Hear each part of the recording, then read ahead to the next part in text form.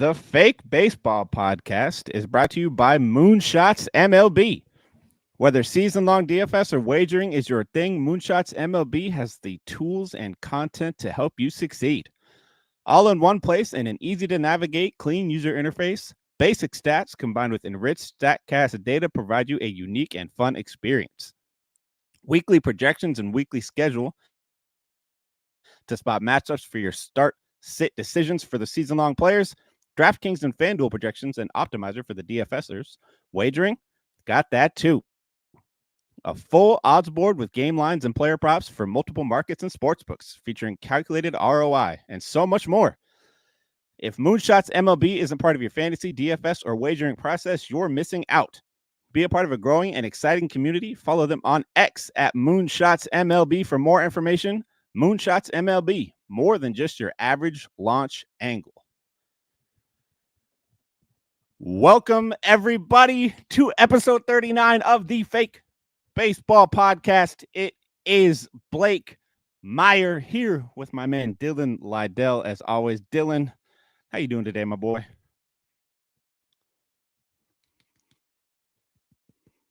I'm here. Sorry about that.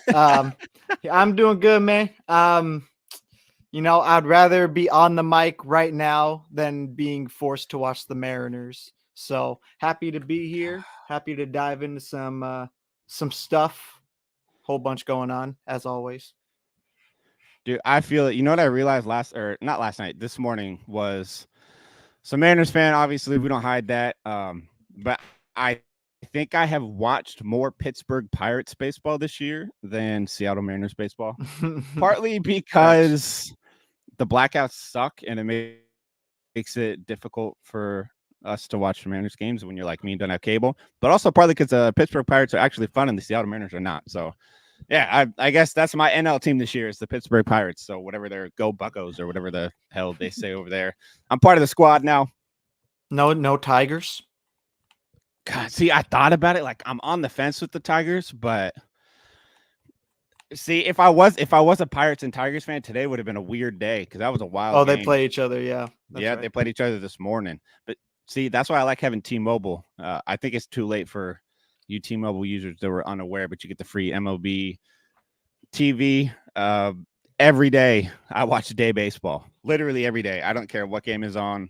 I watched the Pirates-Tigers game today. It's a good game. David Bednar, I don't know what the hell is going on with him. Dude, he's got to be injured or something because I don't understand He's not what's the happening. only closer that's struggling, though.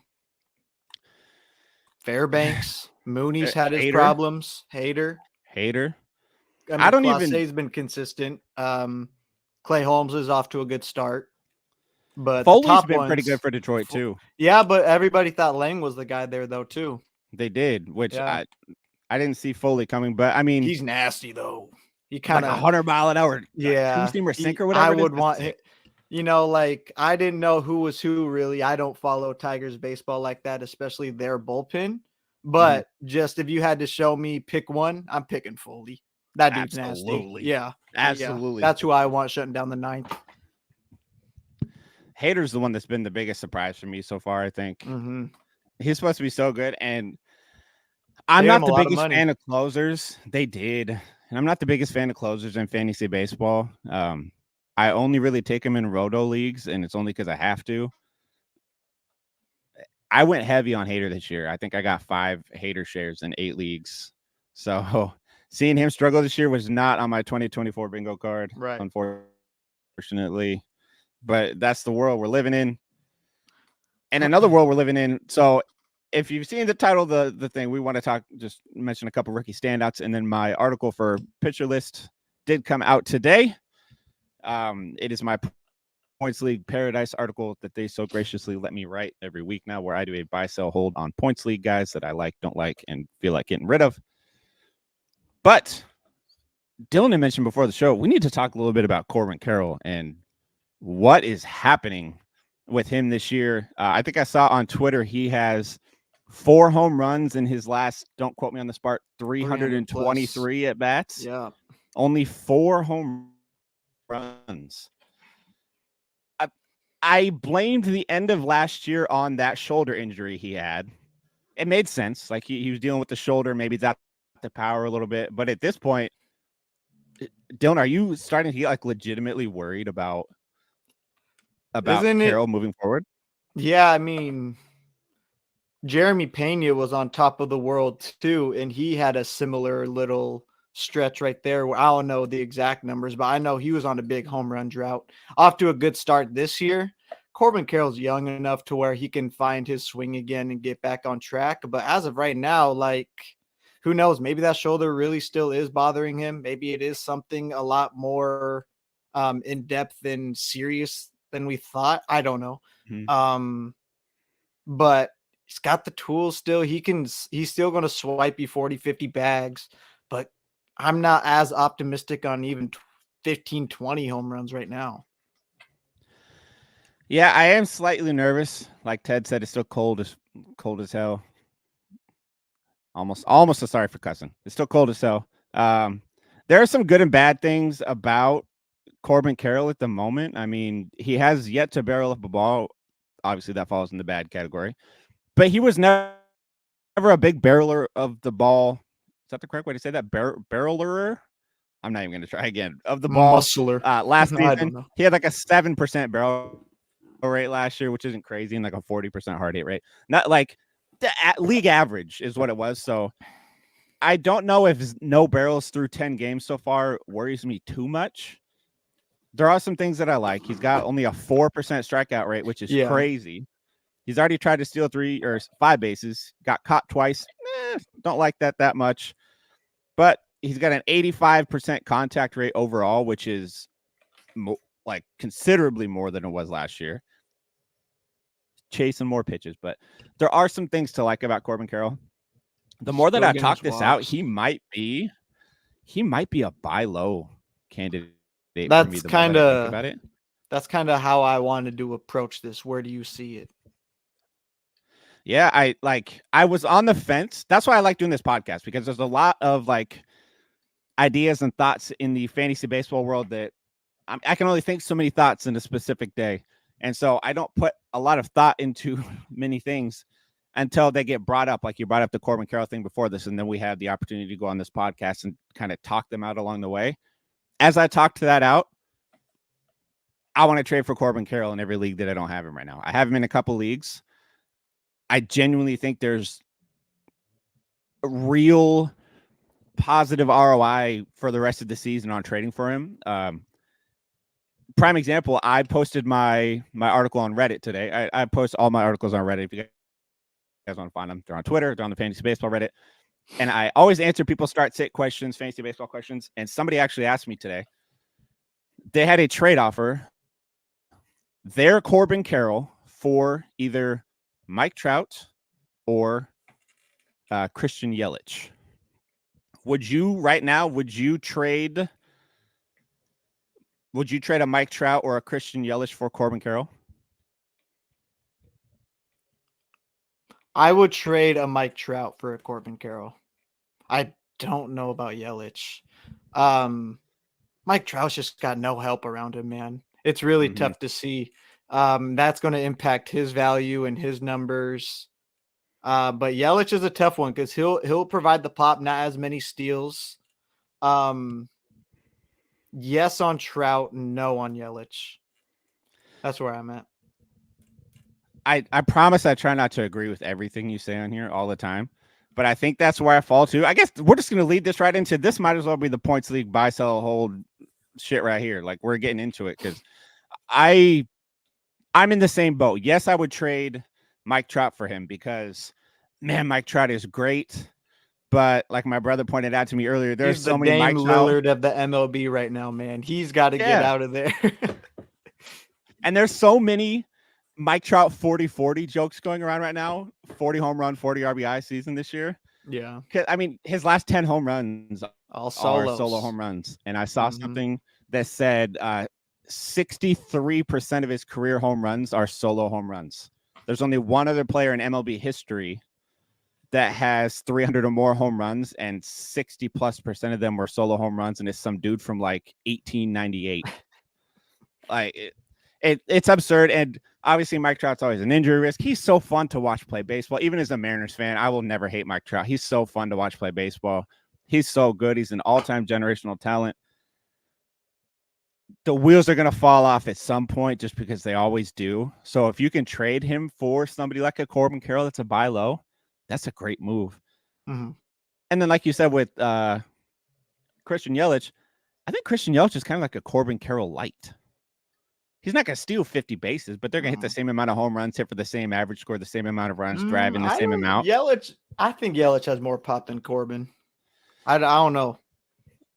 I think Yelich has the potential to push the 2025 mark. True, but before Carroll's shoulder injury last year, he was on pace for 30 plus. He had like 22. He had like 22 before the injury, the shoulder injury last year, and that was in like August. So like he was cutting it close. So there's a chance there. But yeah, I think I would move Trout for Carroll. Yelich is already at 4. Yelich has been playing like a man possessed a little bit this year. I kind of like it. Like he's on that MVP redemption tour to show everybody that he can win it outside of just 2019. I really like Yelich too as a player. Hey, I've always thought highly of him. Same. Like he's so good. I loved him when he was with the Marlins. That Marlins team was so good back in the day with him, Stanton, all those guys. So let's just keep this rolling then. If Corbin Carroll, just roll right into Corbin Carroll, if we're going to consider him a buy right now in like a fantasy baseball points league, how do you feel about Tristan Casas? I have him in the buy category. He started slow, hitting 237 coming into today with only 1 dinger, scored 5, drove in 3. Do you think Casas makes a good buy right now, or are you kind of hesitant a little bit about him at the moment? First base is just one of the more deep positions, I feel like, on the board. I feel like if you really don't have one, then sure, go for it. But I don't know. I don't know. I'm really indifferent about Casas. I don't really feel one way or another about him, to be honest with you. So if it's like, an obvious thief of a deal, then sure, go for it. But I don't know if I would be like, I would want to make sure I'm on the better receiving end. Like I would make sure I'm giving up depth, not like starter for starter type thing. I feel that. I did just trade for him in our home league that me and you are playing each other this week, by the way. Yeah, not good start. So we're mortal enemies right now. Your team sucks compared to mine right now. Not a good start right now. I just traded. It's a 12-team points league on ESPN. Like we did like a keeper league, keep 4 keepers drafted in the 4th round later. I made a couple trades the other day. I traded Aaron Judge for Rafael Devers and Tristan Casas. That has absolutely no bearing on him being in this article. I did all the research before the trade, and then I also traded Grayson Rodriguez for I don't remember Francisco Lindor. That's the other one. Lindor. That's the other one I traded for. I like that trade. I'm gonna miss G-Rod, but I like that trade. But the reason I have Casas in the buy category right now is because Boston has played all of their games away from Fenway. I mean, before like the series is happening right this second. And I'm sure you guys all saw Tyler O'Neill hit the 6th home run in 10 games so far. But 16 of the Red Sox next 22 games come at Fenway Park. And in his career, Casas has an 890 OPS at Fenway, which is 70 points higher than it is on the road. So better days are coming for Tristan Casas, I think. I don't know how much better. So I'm just going to say better. I was still on the fence coming into this season about how good he could be. We all saw the second half. He had like 15 home runs in 54 games last year in the second half, which is awesome. Like that's really good. That's what you hope to see out of him coming into this year. But that's not necessarily a sustainable pace either. Players don't typically hit 30 home runs in 108 games. That's just not something that happens all the time. So Casas, my expectations for him were that he wasn't going to be as bad as he was in that first half of last year, but probably not as good as the second half. So I am curious to see how he does in this homestand coming up. I think If you're going to trade for him, it's right now. But again, points league, he's great. Lower strikeout rate. We love doubles here. He hits a good amount of doubles and some ding dongs out there. So there's some upside there for Tristan Casas, which I like. Like around that range, Torkelson's been very disappointing. Same with CES. Out of those guys, Casas has been the one. I saw Vlad Sedler from FTN. Or no, it wasn't Vlad. Was it Vlad?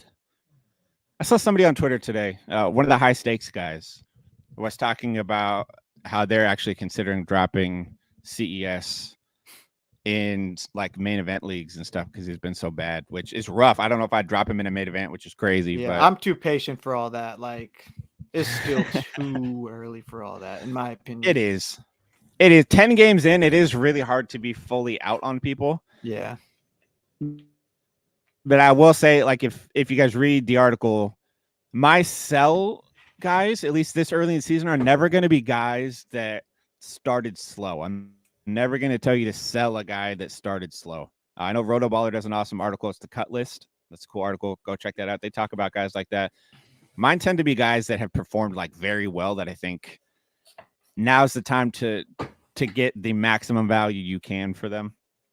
And to kind of jump around a little bit, I think the number one sell in a fantasy baseball points league or any league right now is Ronel Blanco from Houston.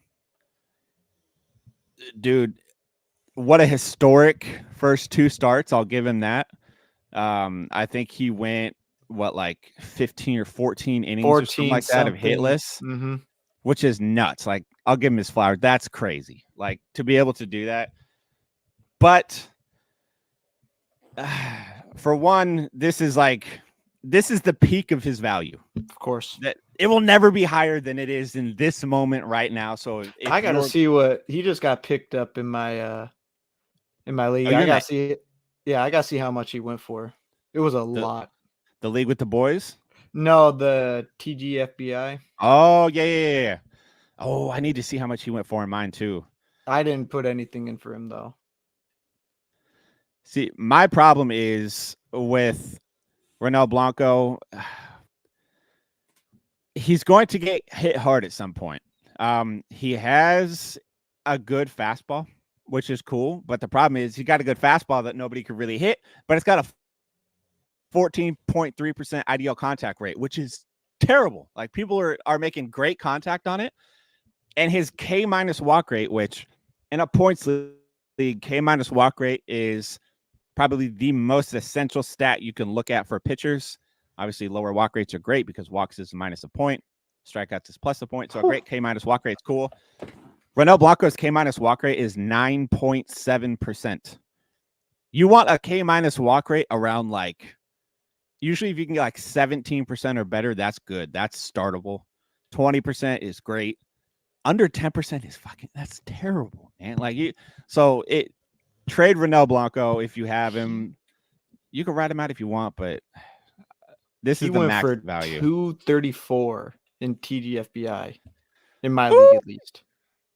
Yeah, and I got Ivan Herrera and Michael Conforto too. I got both the guys I went in on. That attaboy with Herrera. Yeah, like Uncle Ted's right here. I don't like to victory lap, but I did call. That's Blake. Ivan Herrera. Blake. I did have a few people telling me how it wasn't the smartest person to write up because Wilson Contreras is going to be coming back. He's not going to start. You have to take into account Ivan Herrera's bat plays, and the Cardinals have a lineup that is kind of void of productive bats. So when Wilson Contreras was back to being healthy, of course he was going to play. But the problem is you've got guys like Jordan Walker, who is struggling so bad in the outfield.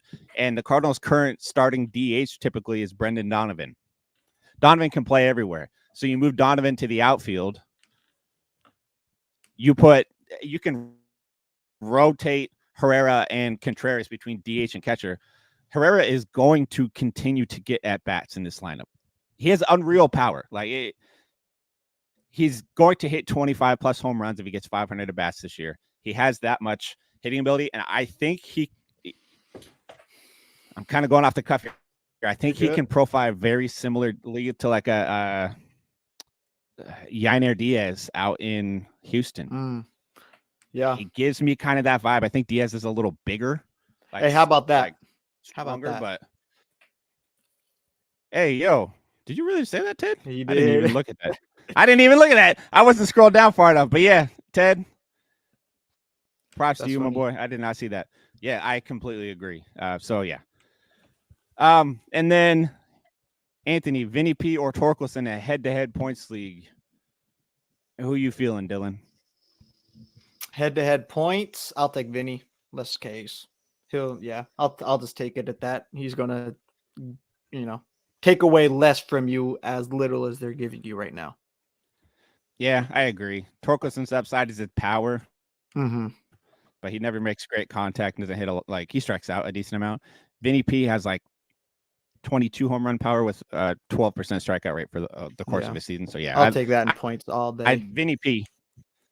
Hell yeah. Ted said I said trade Bryce Miller last week though. I stand by that. Yeah.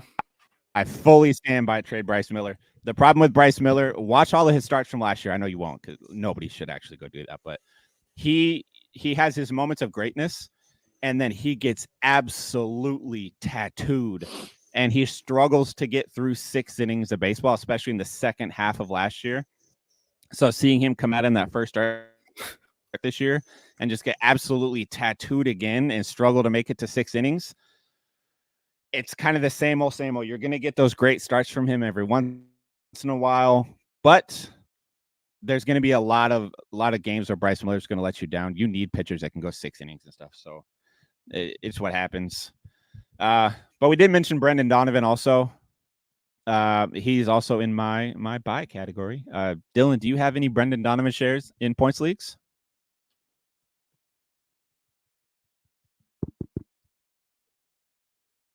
I got big boy back here snoring. I had to bump him a minute ago. My bad.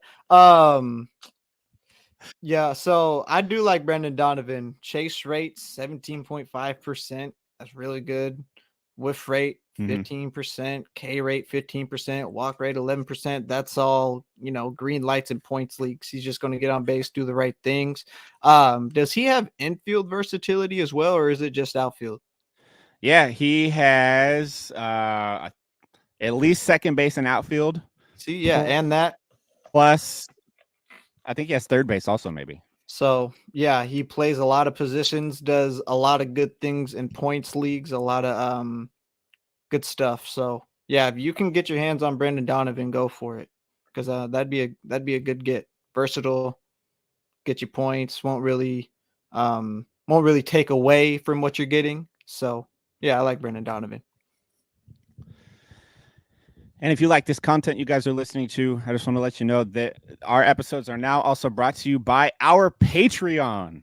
If you like what you hear, me and Dylan now have started a Patreon where we have written content and we are going to have bonus episodes every week coming as well, starting this week. It's not up yet, but it will be.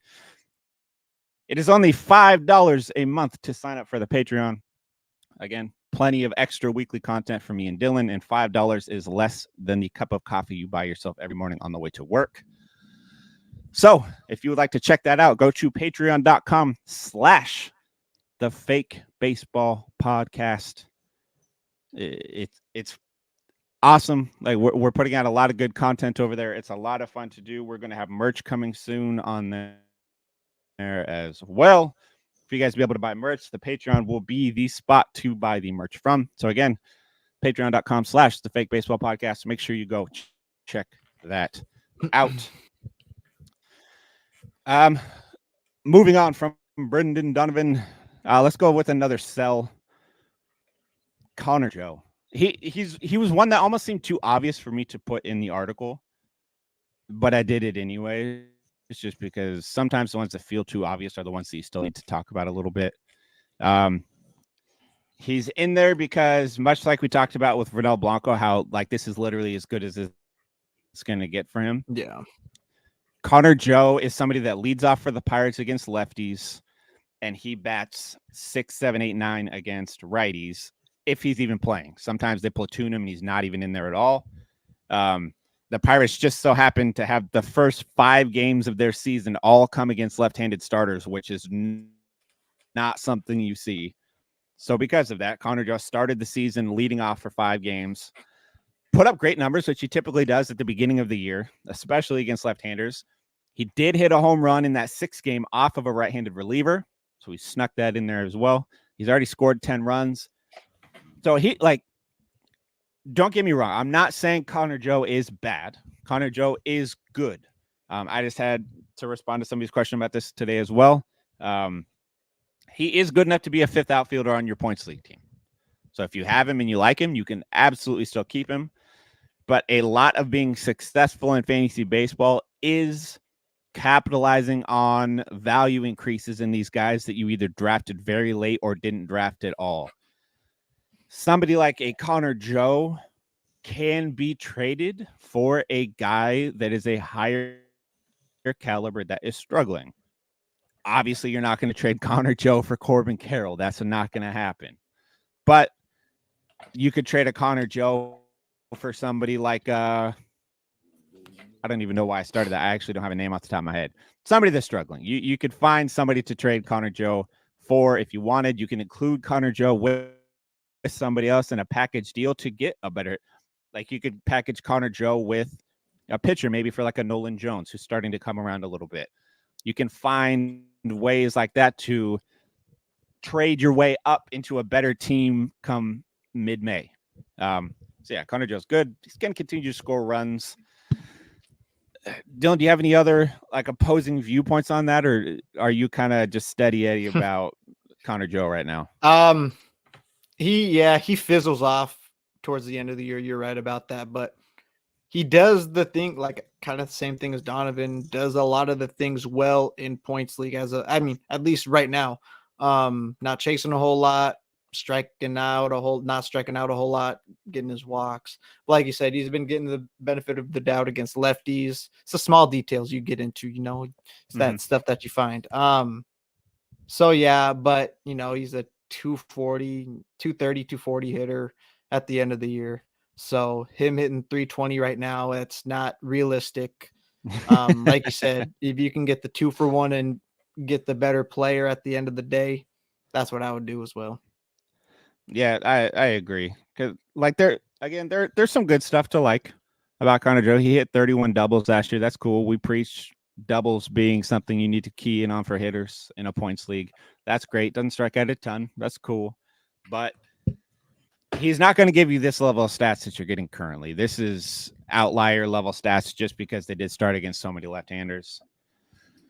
And Uncle Ted in the chat brings up Tyler O'Neill leaving the Cardinals and becoming an absolute stud. Okay. I picked up Tyler O'Neill in our home league. Happy I did. Dude's hit 6 dingers in 10 games. Are you concerned about the injury history with Tyler O'Neill, or are you just along for the ride and enjoying it while it's happening right now? I remember when he signed with Boston for some, I can't remember what the reason was. I just remember saying that I didn't like this. Granted, he hasn't hit the 6 home runs in Fenway yet, so we'll see about if the Green Monster maybe have any difference in that. I don't know, but yeah, I'm kind of been wrong on that one. I don't know. He's proven me wrong. I'll just ride the wave. I don't really have any hard feelings towards Tyler O'Neill. I just didn't think it was the greatest fit initially, but 6 home runs, it's really hard to argue with. He's a good player. He's fast, plays good defense, has pop. It's just a matter of health, but that's a lot of these guys. And I really don't know if that's just a luck thing or what, or if I don't know, but I'll stick with Tyler O'Neill if he's hot and let the wheels fall off until they do. Yeah, I'm right there with you. I picked him up as just like a have fun with him while I can. Pause. That was the fucking sentence to come out of my mouth. I picked him up as somebody to just have on my team while he's hot and just see how it goes. Yes, the one home run that he hit today did clear the Green Monster. I think he hit a fucking mile. He hit somebody's car windshield. messed it up today. But there's some stuff to like about Tyler O'Neill. Like he has dropped his chase rate. And it's small sample sizes. Again, they're what you want to make of them. If you want them to be good, they're good. If you want them to be bad, they're bad. Yeah. But he cut his chase rate way down, cut the whiff rate way down, swing, strike rate way down, zone contact through the roof. I think his zone contact rate is like 88% or 90% or something, which is like, that's what you want to see. And he's one of those rare right-handers that excels at hitting right-handed pitchers as well. I think all of his home runs this year have come off of right-handers. And I was doing some research yesterday. The majority of his home runs in his career have come off righties. I think his OPS is like 50 points higher against righties than it is against lefties. So I do have some worries about injuries. He played 130 games like one time in his career. But for now, enjoy it while you can. Yeah, right. He's a great player. So Matthew said O'Neill will be great in the 105 games he plays. I remember I was really upset when we traded him for Marco. At the time, initially, I was pretty bummed. I was super excited about O'Neill because we didn't have a lot in the farm to be excited about at the time. He was kind of the prized possession. It depended on who you asked or who you looked at, but he was one of our guys, and I was really bummed to see him go. But yeah, I feel like at the end of the day, that ended up being a pretty fair trade. You know who's a random, like if we want to talk about some random ex-Mariners real quick. There's a lot of them right now. So before I did all of this Fantasy Pros, Rotoballer, like all that, I had my own website for a while called dualthreatsports.com. I used to write about whatever the hell I felt like in the sports world. It was amazing. It's how I kind of got a little bit of my break into the fantasy sports world as well. I wrote about this dude, Thiago Vieira, for the Seattle Mariners back in the day. Dude threw like 103 when nobody threw 103, but he didn't know where the hell that 103 mile an hour fastball was going. He just got a save for the Pirates the other day, like 2014, or for Milwaukee, excuse me, not for the Pirates. For Milwaukee, he got a save. So I'm going to say keep an eye on him just because when I wrote an article about him back then, and he liked and retweeted it on Twitter and messaged me about it. Like after I posted it, so like that was cool. So we gonna follow him on the pod. 4 innings pitched this year. He's got a save. He struck out 5 batters in 4 innings. He's walked more than I care to say, but man, the dude throws straight gas. No change up, no curveball. All gas, no brakes. See this one right here? I call that the demon. Yeah, like so. Thiago Vieira, probably no fantasy value, but he'll be a fun one to watch for the games moving forward. But outside of that, I think so. We'll cover one hold.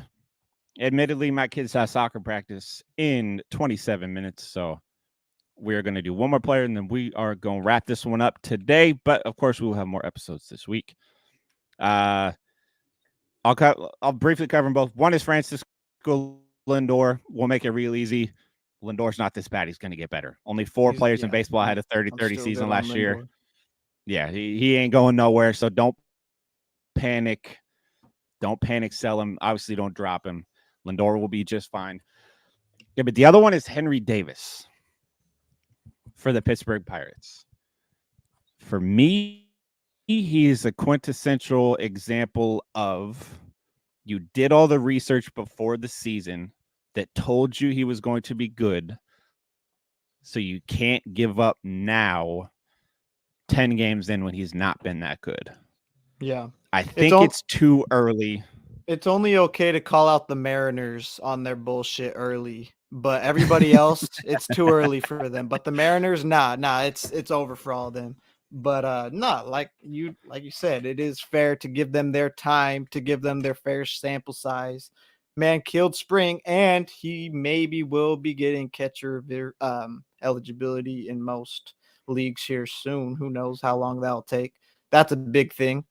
Stick it with Henry Davis. I mean, when did you get him? Like how? I mean, he was typically late guy, going pick 210, 220. Yeah, late guy. Yeah, late enough that you can ride him out. Yeah. I think he should have catcher eligibility on all platforms by the end of the week. Some of them he already has it right now, but I think he'll have played his 10th game at catcher by the end of the week, I think by Friday. So he should fully be catcher eligible, which is cool. Although I do think this year catcher is deeper than it's ever been. Not many people mention that.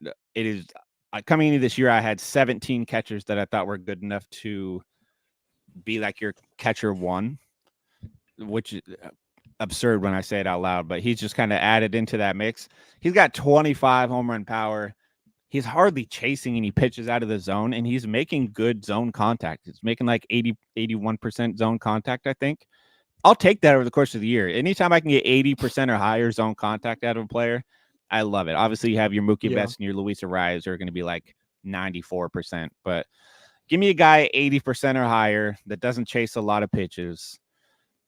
The hits are going to come for Henry Davis, and he has crazy power. So there's a reason why he looked as good as he did in the spring. All of his home runs that he was hitting were off of like legitimate starters too. I don't have the list of names right now, but there were these guys hitting dingers. Everybody was like, yeah, but he hit it off of a single A pitcher that a non-roster invite.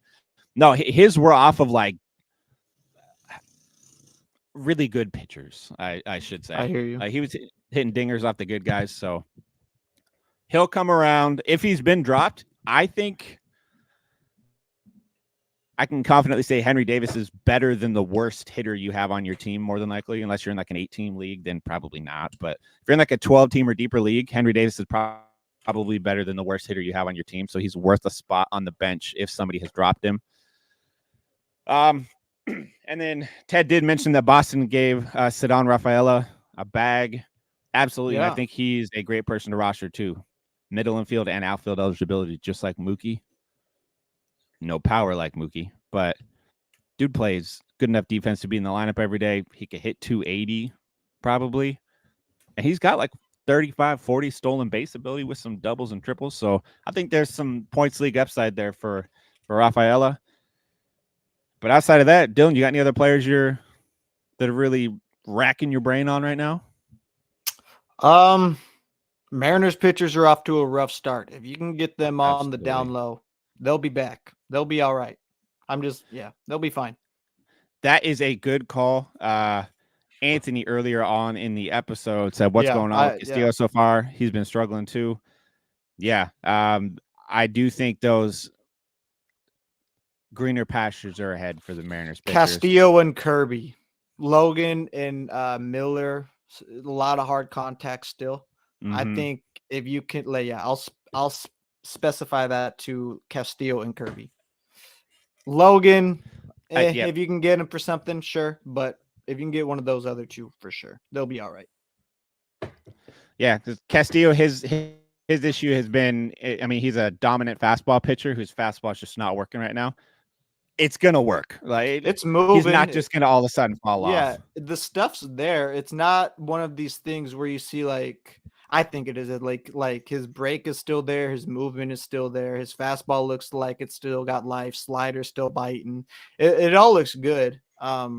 Just some bad luck. I think that's really what it had with Castillo in a start or two and Kirby in that day game. I ran into so much bad luck against Cleveland, I think. They'll be all right. The problem for facing Cleveland is they're a very high contact team. They don't have a ton of power, very high contact team. Castillo and Kirby live in the zone with their pitches. So when you're a pitcher that lives in the zone and you go against these teams that everybody 1 through 9 makes like 90% zone contact, it makes it tough, especially when the defense behind you sucks ass at playing baseball. That makes it really difficult. So it's hard to get 5 outs an inning. It's hard enough to get 3. Yeah, they got to get those guys to live slightly more outside of the zone. Good luck talking George Kirby into not pitching however the hell George Kirby wants to work. But they got to get him to just move some pitches out of the zone. Doesn't even have to be that much. Just a couple here and there. Maybe 1 or 2 in a bat don't got to be in the strike zone. They'll be a lot more successful. But we appreciate you guys for coming by and hanging out during the episode. Again, we had a lot of people hanging out with us watching this one today. We do appreciate and love each and every one of you. Please make sure you follow us on all of our socials, whether it be TikTok or Twitter. We're a Fake Baseball Pod on Twitter. TikTok, we're at Fake Baseball Pod as well. YouTube, go subscribe to the YouTube and turn the notifications on. We've got Uncle Ted hitting us with some of the coolest graphics in the world. He is the man, and I appreciate him so much for doing it. We are scheduling all of our episodes the morning of now. So if you turn your notifications on and subscribe to the YouTube, you will get notified every time we upload our scheduled episodes, so you know when you can come and find us. And 5-star rating and reviews on Apple Podcasts and Spotify always go a long way to helping us as well. But until then, we will catch you guys next time.